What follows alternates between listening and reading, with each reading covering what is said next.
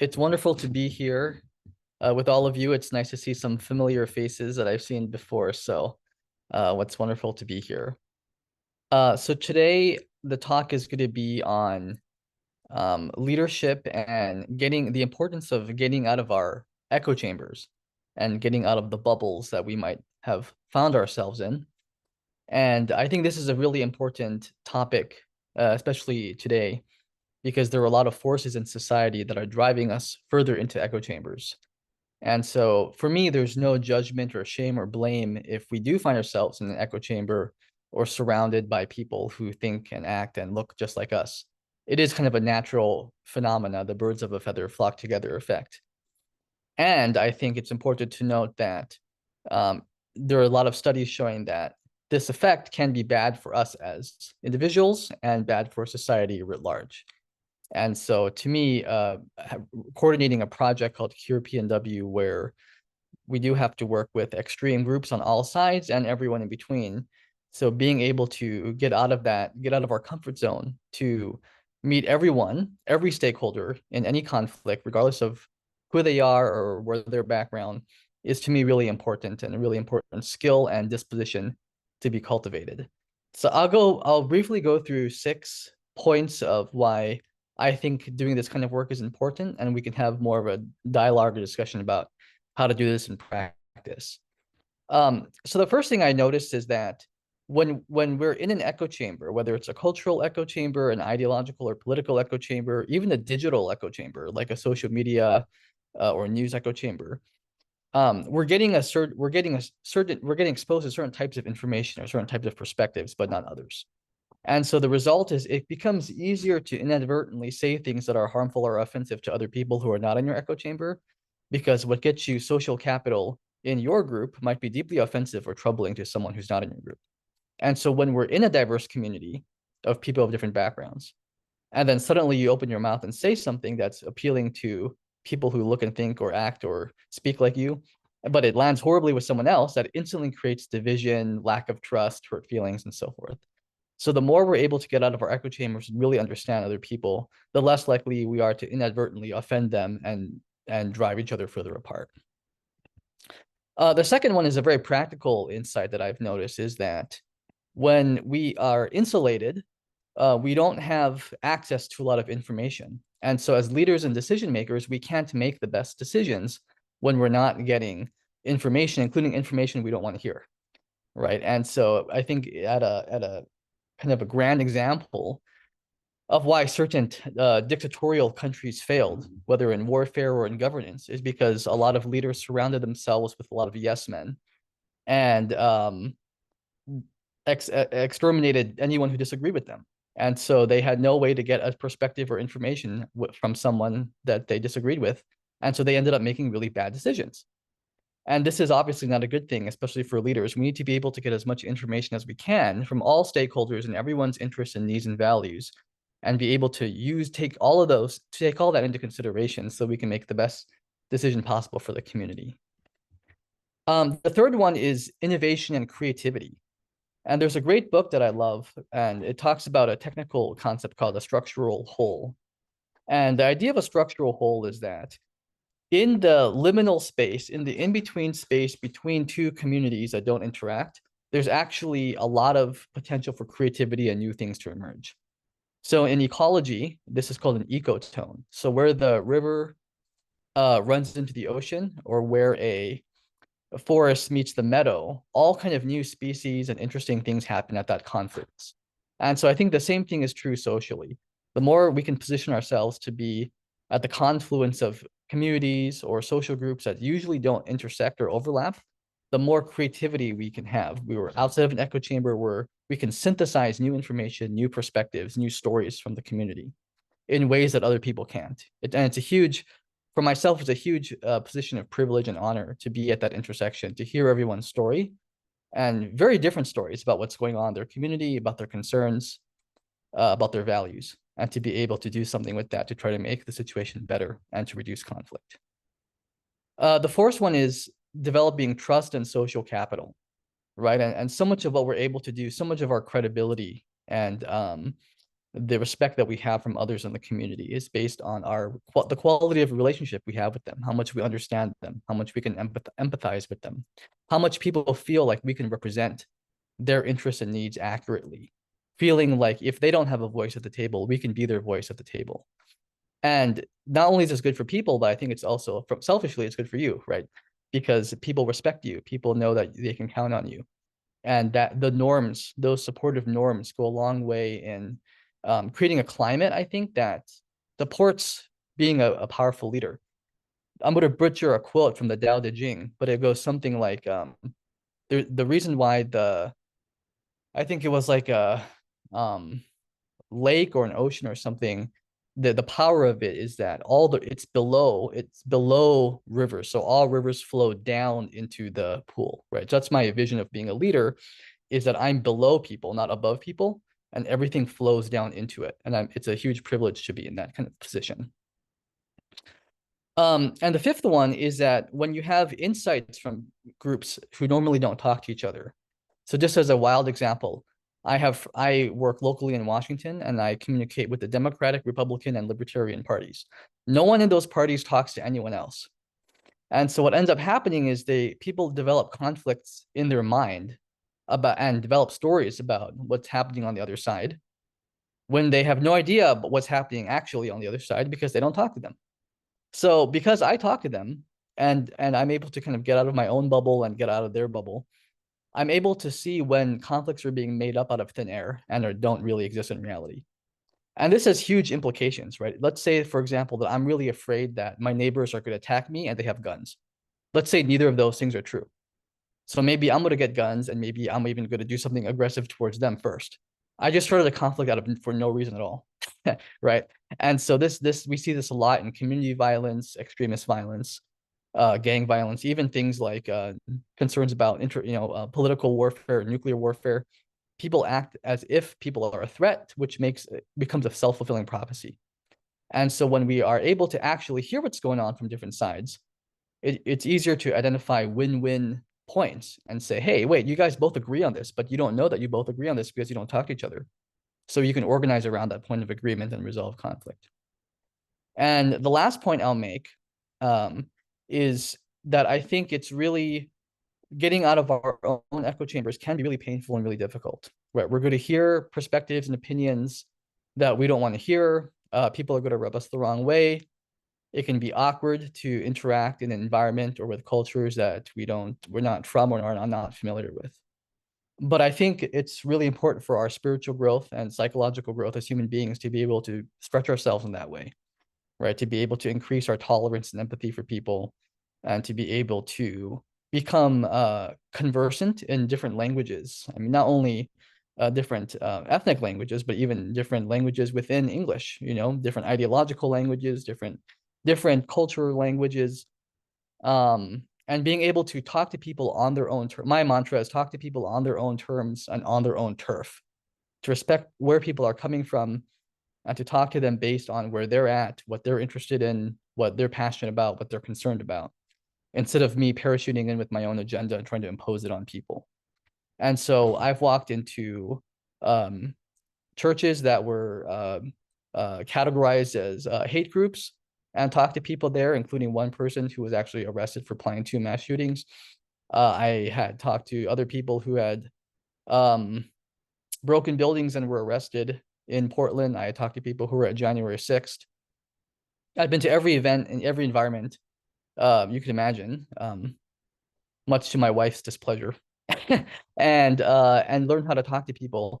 And at the end of the day, I found we all have different perspectives on life and different values, different behaviors, but people are just people, and everyone wants to be heard. Everyone wants to be listened to. And how I talk to someone who has extreme beliefs is no different than how I talk to anyone else if they're upset and hurting. And I think that's what I want to leave us with, also thinking is, if we do this work, how is it helpful for our own personal growth and spiritual growth? How does that lead to an expansion of our perspectives, to new horizons, and new relationships being formed, so we can have stronger and more resilient communities? And again, this has been a huge privilege and honor to be able to experience this firsthand with the job that I do. and getting to do this for a living has been a huge honor. So I'll stop the monologue there, and would love to hear what you all think and have to say about that. So thank you. Ryan, thank you so much for giving us that very thought-provoking presentation. I want to see if there are any questions in the audience right now. If not, I certainly have a few. I have one. Go ahead, Russ. Ryan, looking at kind of the big picture overview of what's going on in the country, what are a couple of strong examples of things that give you hope and related to the work you're doing? Yeah, that's a tough question, to be honest, because sometimes I don't have a lot of hope, but my what I tell myself is, even if I don't have hope, I'm still gonna try my best. You know, it feels like the fractures and fissures are so deep sometimes that it's hard to do that. But along the way, I have seen a lot of individuals and communities who are very passionate about doing this kind of work. But you have to go looking for them, because whether it's a social media algorithm issue or a media incentive problem, the groups that are doing this kind of bridge building work are often not reported on. But we don't know they exist. They don't make national headlines. It's not sexy. It's not revenue generating, right? But there are groups and so forth that do exist. One publication that was journalists group that I talked to recently in Washington, it's called, from the Christian Science Monitor, published a story on a group that I work with that bridges divides by picking up trash in the community and planting wildflowers, doing things that no one can disagree with. They're called East County Citizens Alliance, and they're a wonderful group, and they've done a lot of wonderful work in a small town in Washington called Washougal in the Gorge. But no one knew they existed, and so thankfully, Christian Science Monitor came along and made a story out of them, got them some attention, and also there's another institute called Weave, I think, like weaving the social fabric, and they also did a little piece on them. So there are places out there that are doing good work, but you have to kind of go looking for them, I think. Thank you. Thank you. Great question. Anyone else? David asks in the chat, do you find that people with different religious faith are more difficult to bridge a dialogue than political? No, I think it's way easier.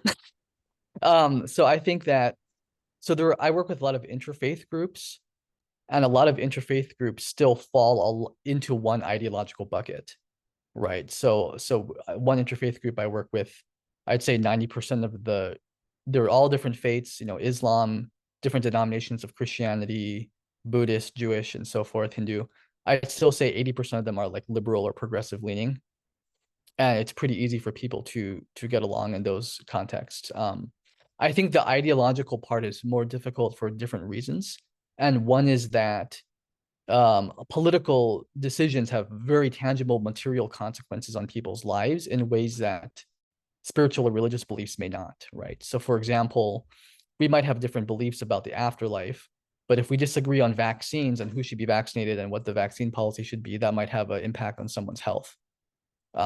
So I find political disagreement to be much more difficult, and a lot of the siloing and sorting that's occurring seems to be along ideological lines more than other variables, although that's not completely true, but unfortunately, I think we're seeing that more and more. Even people, at least in the Pacific Northwest, Idaho, Oregon, and Washington had a huge exchange of people. Conservative people from Washington and Oregon moved to Idaho, and liberal people from Idaho moved to Washington and Oregon. And I was told that Idaho's Democratic base was 34%. Now it's 27% after 2 years of self-sorting. So places are getting more extreme, and that's along political lines, not necessarily along religious lines. So yeah, the Weavers. Thank you, Ross. Yeah, that was the organization I was referring to earlier.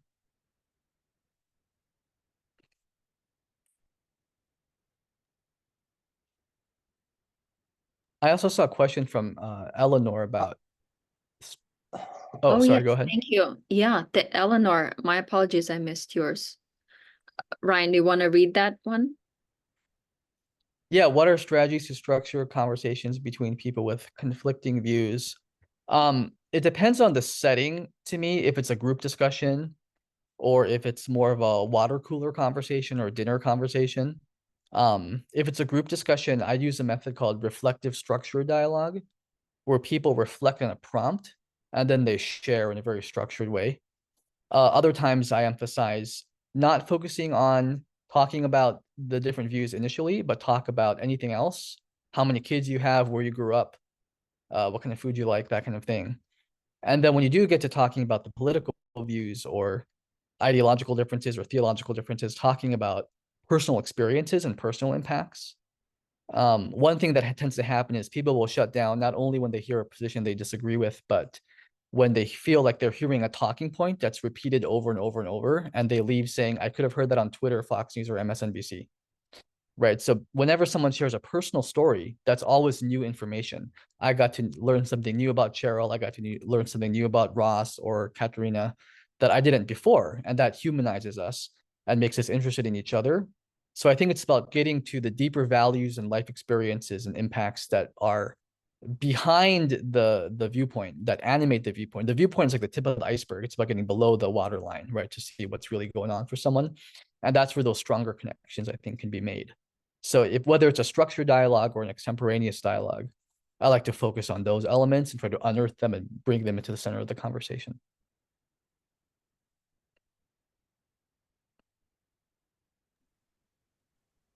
Hi, Ryan. Thank you. You actually partially answered my question with what you just said. Um, I belong to a Christian men's group, and one of the participants there has said that he wants to have a Christian discussion about politics. Now, he's made it clear that he gets most of his ideas from Fox News, and I've made it clear that I'm pretty liberal. And so it just turns out that this next Saturday, everybody else is going to be gone. It's just going to be the two of us. And so I suggested, I took him up on that. I said, okay, let's have this Christian discussion about politics. And you just gave some good advice. I'd already been planning to do that, but what you suggested is business about starting with a personal story. I have a good story about why I became a liberal. And so I just wanted to ask if you have any other advice. I mean, I think I already know don't call him a right-wing nutcase and things like that. If you have any other advice that it'll kind of help me through, I can get a little bit animated and a little too excited sometimes. And I'd like to see if we can go get this done properly the way he suggested it in the first place, as a Christian discussion. Wonderful. No, I look forward to hearing how that goes. It sounds like an exciting opportunity. So there's a few things I do when we have the luxury of being able to prepare for a discussion, so you know it's going to happen next Saturday versus like someone springing their opinion onto you out of the blue and you're like blindsided, right? So when you have the luxury to prepare, one thing that I do is I call it curiosity loading. So I'll think for days in advance, weeks in advance, if it's further out, what are questions I want to ask the person that I'm really genuinely curious in asking them, and that's not coming from a gotcha or a trap kind of a angle, right? You're really genuinely curious. And so what I'll do is I'll write all the questions down in a notebook or on my computer, and then I'll keep on looking at the questions every day and thinking, is there a little bit of a gotcha tone or vibe or wording in there? And if so, I'll remove it or edit it. So by the time I get into the conversation, I have a whole list of curious questions I'm really interested in unpacking with the person. The other thing I always do when you share your own experience, it sounds like you have a story, a personal story that you want to share for yourself. After you're done sharing the story, I usually like to end with a question back to who you're talking to. So I'll say, so that's my story. What do you think of that? Or how did that land with you? Or what came up for you when I was sharing? or saying, so that's my story, what's your story? No, I want to hear from you. And so that keeps the flow of dialogue going instead of mic dropping someone when you're done sharing a perspective. So those are some things I would recommend. Asking questions and always asking for personal impact and kind of what their personal relationship is like, either to their faith or to their political views, and their own personal journey with that. So that's something I would orient around. Thank you. Those suggestions are very helpful, and I'll work towards both of them. Writing my questions down and thinking about them in advance. I'd already been doing that a little bit, and then ending my story with the question, and I can see how that would work. So thank you very much. Awesome. Yeah, great question. And then one more thing to say about the curiosity and thinking of questions beforehand is why it's helpful is I think it acts as a roadmap for the conversation. So if you get frustrated or flustered or kind of blown off course, you kind of have a premeditated list of questions you can return to, right? You can kind of go back to like, oh wait, here we're kind of going on a tangent or kind of getting derailed. You can bring it back to a question that you have thought of in advance. What tends to happen with people when someone ambushes you with an opinion, with a hot take, is that sometimes we don't have questions or anything. We don't have curiosity kind of queued up in ourselves, and we're kind of like shocked, and then we have nothing to say, and it's awkward and weird and disruptive.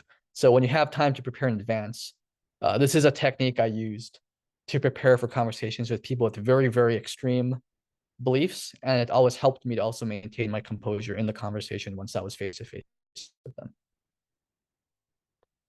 But yeah, I'm looking forward to hearing how it goes. Let me know how it goes.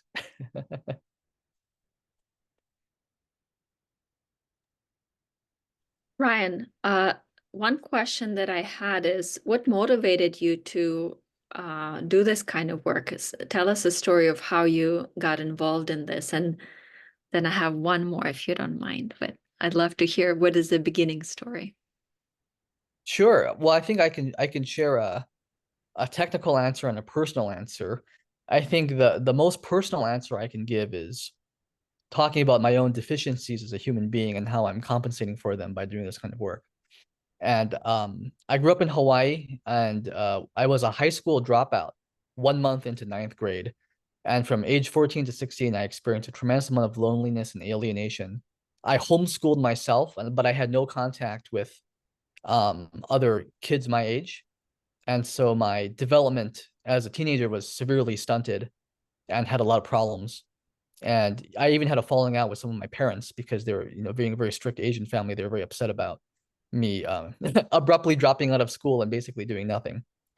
So that was a very difficult time. And I very much want to seek inclusion and acceptance from the community. But growing up in Hawaii and the home that I grew up in, I also felt very insulated from the world. If anyone's seen the movie The Truman Show with Jim Carrey, anyone see that movie?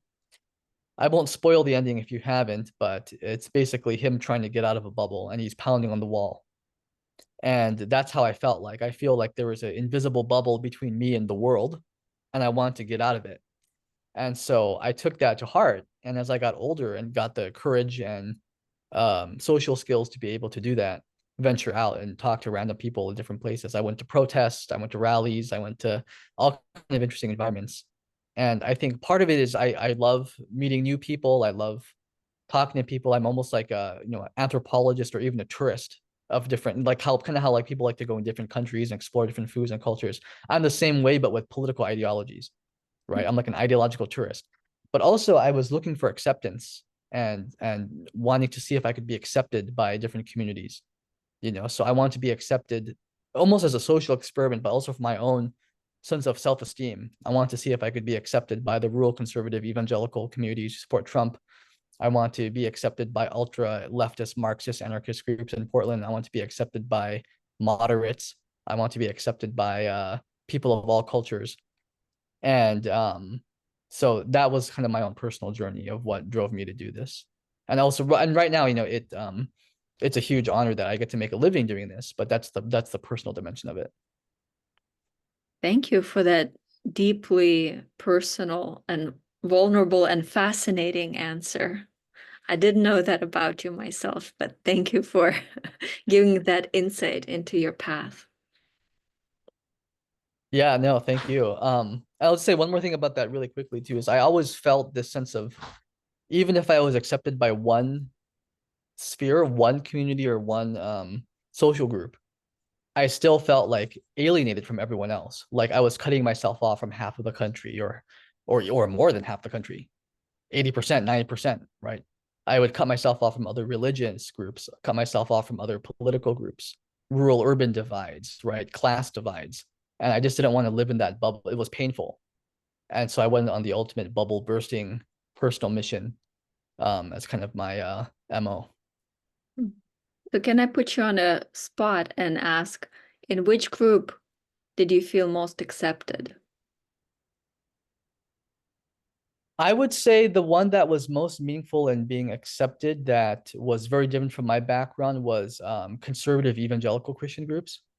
Mhm. And I grew up in a liberal Buddhist family in Hawaii, which was about Japanese liberal Buddhist family, which is like the polar opposite of like rural Washington evangelical Christian conservative group. And so that those connections I had made, I felt really honored and really happy when the community really accepted me, and they knew that I wasn't a fellow believer, but I would show up, and the pastors, who were in this case very far right, they paid for people in their church to go to January 6th. And when I would show up to their events, they would come and give me a big hug and say, "We're so happy you're here." And that meant a lot to me, you know. So that was probably the most memorable, the most special experience. And on the far left, it was probably being accepted into Antifa's Signal chat group, which is like the ultimate, like you're in the group. So that was also like a kind of like a I feel cool moment, compensating for all my alienated high school years. Fascinating. I want to open it up to our community and ask if any of you have had similar experiences, or can you share those?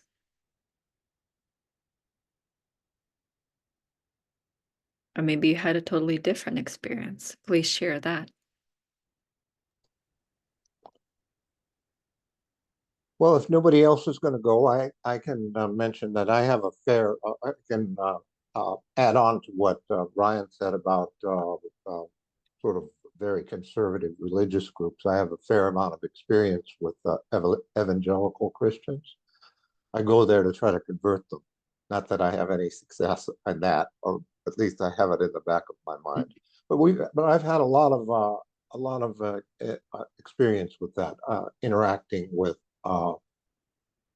Republican Christians and with strong political views. And I've found that it helps me if I just, not meeting any real Republicans, I can sort of start having more animosity towards them than is good for me. But in these groups, I've found that I actually like the people sometimes, even though our political views are quite different. And I'm not sure that they can say the same about me, but we've made at least a little progress in that regard. Thank you. Thank you, Steve. And I see Eleanor's comment saying she grew up in a very conservative area, which gives her a different perspective from her liberal friends who often say they forget that Republicans even exist in real life. Wow. Thank you for sharing that, Eleanor.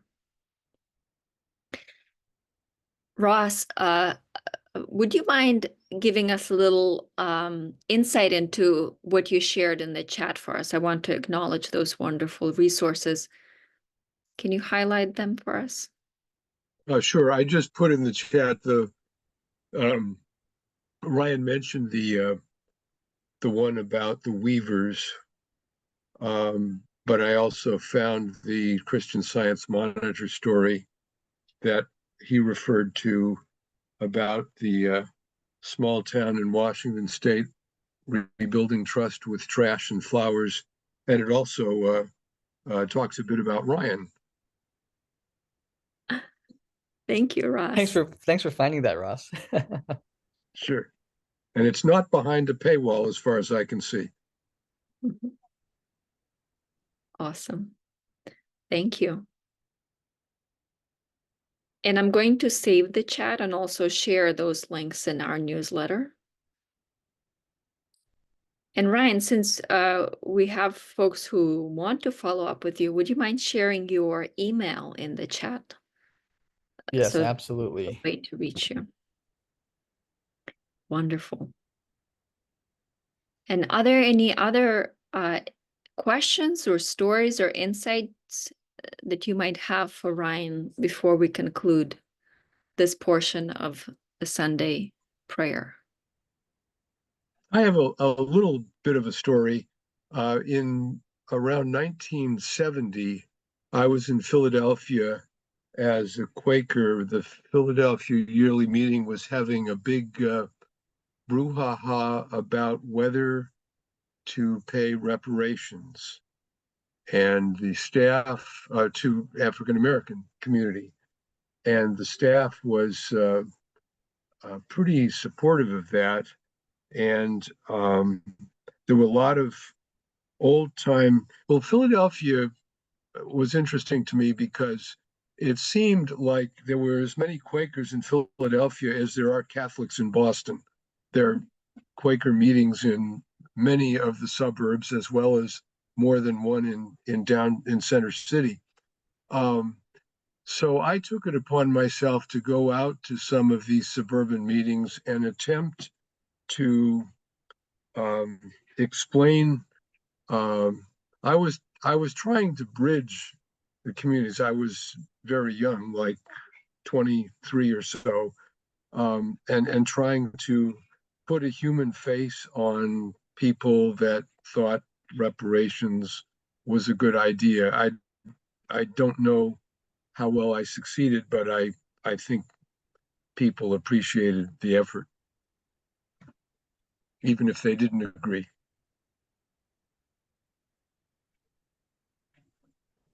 Fascinating.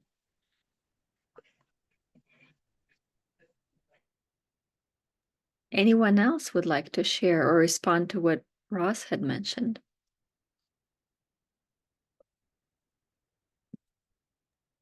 Can I say really quickly too, Katerina, that there's one more thing to add is I focused a lot, or we talked a lot about polarization and different political and ideological groups and out groups and kind of mixing it up. But growing up in Hawaii, Hawaii is very diverse culturally and ethnically and racially, but we don't have a very, at least where I grew up in the Big Island, we don't have a very prominent Black community, and we don't have a very prominent Jewish community.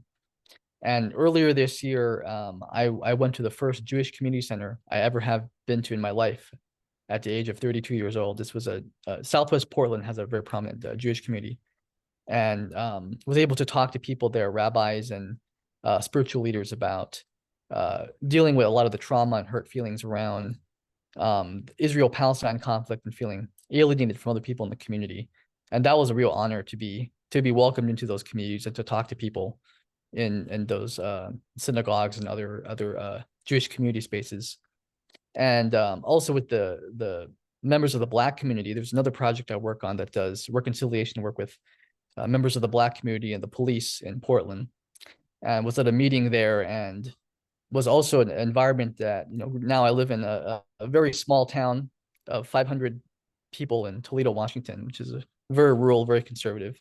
I think I might be the only person in the town who's not white. So going to this environment in Portland was also really meaningful. And every situation, it stays with me and opens my mind and perspective and heart in ways that I could never get in any other way, right? Like I could read a million books on any of these communities or cultures, and that would not be the same as actually just going there and talking to people and being and feeling a part of the community and feeling welcome that way. So I realized there are so many different ways to carve up the world and so many different bubbles we could exist in. So I'm a proponent of going into any kind of space that you might not naturally or instinctively find yourself in, and kind of seeing what happens, seeing what new relationships can flourish, and seeing how your own perspective can be grown. So how did you get from Hilo or the Big Island to Toledo, Washington? That seems like quite a move. Oh, my wife got a job in Oregon, so we moved to Oregon, and then she got a job with the state of Washington, so we had to live in the state of Washington as she's an employee of the state. So we bought a house. And Toledo was the only place we could afford in 2022. Yeah, And what part of by the way, I'm living in Hilo now, and the reason we're here, Hilo was the only place in Hawaii that we could afford. Oh, no kidding. That's so Yeah. funny. Yeah. see, there is a connection there. Now you have a place to visit whenever you go back to Hawaii, Ryan. Yes. One last question for you, given the spiritual communities that you engaged with, and given that we are a church, what spiritual practices or teachings do you believe are most effective in nurturing this kind of dialogue between and within communities? From a spiritual perspective, what would you say are some of the lessons learned for you? Yeah, that's a great question. So I'll say for me that I think we can talk a lot about values and qualities that are important. So for me, things like humility and curiosity. I do have a meditation practice and a introspective practice. You know, intellectually, I am very into philosophy, and interpersonally, I'm a mediator. But I think to me, the most important thing is to make sure that our empathy, love, and compassion for other people is not being selective. So what I mean by that is I'm going to be compassionate to people I like and not compassionate to people I don't like. I'm going to be charitable to people I agree with and not be charitable to people I disagree with, right? And I think that what I found is a big kind of trap with a lot of, I just talked to a Buddhist, Zen Buddhist community, which is my background, in Plattskanat, Oregon, called Great Vow. And they're struggling a lot with the Israel-Palestine conflict because they have people in the community on both sides of that issue. And it seems like, you know, Buddhism is ostensibly all about compassion for everyone. There's a lot of phrases in Buddhism that say compassion for all beings, compassion for all beings, but that seems to not apply universally when there's a really heated conflict, or when the issue becomes hyper politicized, or when there's a stakeholder group or an ideological faction that represents a stakeholder group that we really don't like. And then we just turn off the empathy, we turn off the curiosity, we turn off the humility, right? So I think the challenge is whatever spiritual system we're operating from, whatever set of values and virtues and aspirations we have, how can we truly apply them universally and not selectively and not in a biased way? And a lot of times I think that the reason why I'm into this echo chamber thing is because there are a lot of people who have very good intentions and I have no doubt about their intention, purity of heart, to universally apply these teachings that they live by, but they don't know that they're in a bubble, so they don't even know what they don't even know. And unless you actually go out and try it, then it can be more of a theoretical exercise, or you're in a comfort zone. You're applying love to your family, to your community, to people who agree with you. But as soon as you meet someone who doesn't agree with you or voted for the other candidate or something, then it's like shut down. So that's something I think is really really important. And for me, the only way to really do it was to go and talk to people and ask them about their lives and what their concerns are and what their motivations are. And that's how I can put what's the phrase, where the rubber meets the road. Thank you, Ryan. You're awesome. I want to be like you. That's my takeaway for. Oh, thank you. That's very sweet. This has been so illuminating, and I think you gave us a lot of food for thought.